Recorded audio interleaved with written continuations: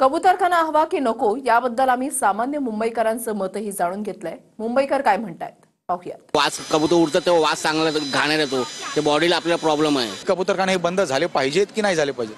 नाही झाले पाहिजे। कबूतर का नेमकं असं तुमचं मत आहे? कबुतरांसाठी आपण म्हणजे एक आपलं नेचर आहे, ते नेचर राखायसाठी हे ठेवायला पाहिजे।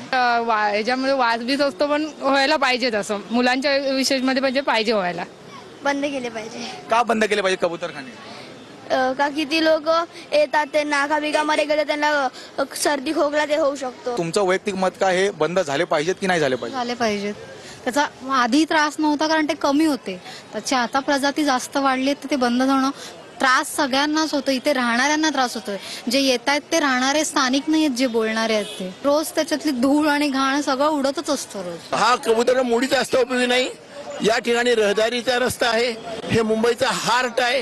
या ठिकाणी लाखो लोक प्रत्येक क्षणाला येत असतात। एवढे वर्षांनी आपण इथे देतो त्यांना, आता नवीन जागा त्यांचं तुम्हाला काहीतरी पाहिजे ना, त्याला आता सोडू शकत नाही आपण त्यांना। आता बंद व्हायला पाहिजे। का असं का वाटतं? माणसाला आजारपणा होते ते बघायला पाहिजे ना। 50 वर्षा कबूतरखाना आहे, मी लहानपणापासून बघतो ते केलं पाहिजे का बंद? नाही नाही बंद नाही केला पाहिजे? नाही।